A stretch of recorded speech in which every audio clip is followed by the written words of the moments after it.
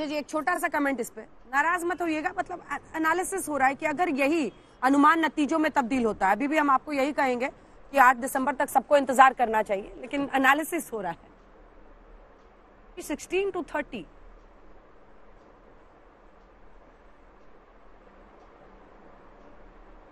हाँ, ये सवाल मुझसे है। हाँ संजय जी, हाँ मतलब आप ये कह रहे हैं कि गुजरात को कांग्रेस पार्टी ने भगवान भरोसे छोड़ दिया है, जैसा मेरे ख्याल से जो पैनलिस्ट मेरे ख्याल से अग्निहोत्री जी बोल रहे हैं, शायद वो बोल रहे हैं। हाँ, ऐसा नहीं है। राजीव सातव की दुर्भाग्यपूर्ण मृत्यु है, राजीव सातव की दुर्भाग्यपूर्ण मृत्यु हुई।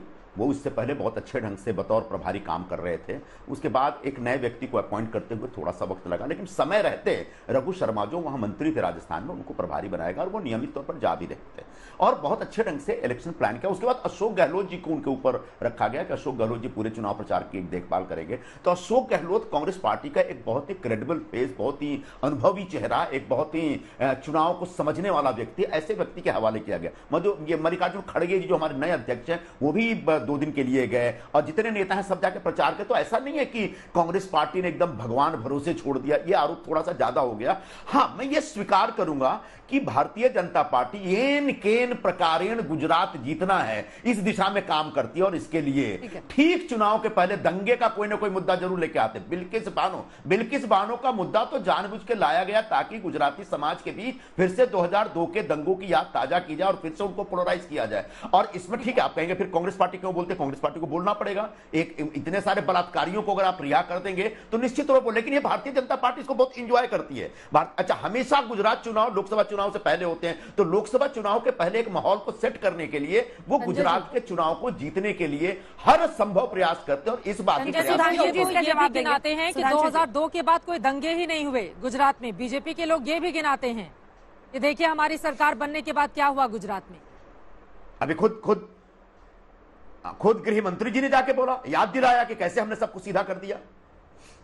एन केन प्रकारेण सुधांशु जी, जीत तो जीत ही सही, मतलब जीत के लिए सब कुछ, क्या आरोप लगा रहे हैं? देखिए संजय जी ने जो बोला, 2002 के गोधरा से लेके 2022 तक सारे मीडिया के रिकॉर्ड्स उठा के देख लीजिए। गोधरा का जाप किसने किया है?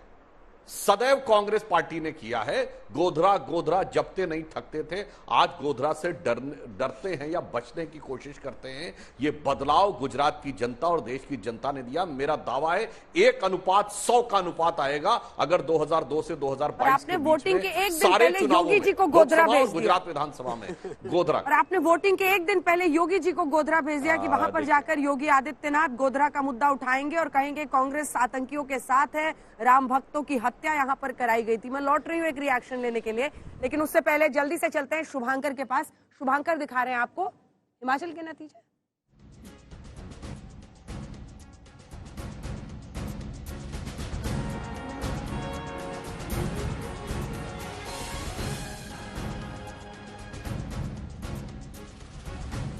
देखिए अंजना, छोटे राज्यों की सियासत जो होती है वो बड़ी होती है और अगर हिमाचल की बात करेंगे तो बीजेपी यहां इतिहास रचने जा रही थी, लेकिन जो हमारे आंकड़े हैं वो कह रहे हैं कि इतिहास जो है वो दोहराया जाएगा और ये यहां आंकड़ों में नजर आ रहा है।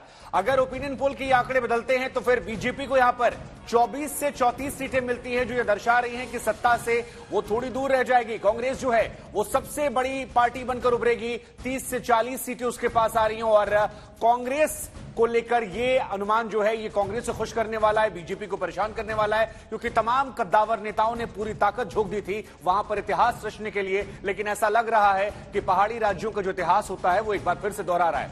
आम आदमी पार्टी जिसको लेकर चर्चाएं शुरुआत में हुई थी, हालांकि उसके बाद सभी को लग गया था कि वहां से वो धीरे धीरे कमजोर होती जा रही है और वो आंकड़ों में भी नजर आ रहा है 0, यानी कि यहां पर उनकी उपस्थिति जो है वो नजर नहीं आ रही है और वो उनके नेताओं के रैली या उनके दौरों से भी हम समझ सकते थे कि उतना ज्यादा ध्यान उन्होंने वहां नहीं दिया जितना गुजरात या दिल्ली एमसीडी में दे रहे थे। लेकिन फिलहाल ये तस्वीर जो है ये बीजेपी के लिए परेशान करने वाली, इतिहास को दोहराने वाली और इतिहास रचने से बीजेपी को दूर रखने वाली। अंजना, आज ऐसा है कि 1-1-1 तीनों पार्टियां कुछ ना कुछ लेकर वापस जा रही हैं, चाहे वो एमसीडी हो जहां पर आम आदमी पार्टी थी, हिमाचल जहां कांग्रेस, और बीजेपी प्रचंड जीत गुजरात में पाती हुई, अगर हमारे एग्जिट पोल के ये अनुमान सही साबित होते हैं तो।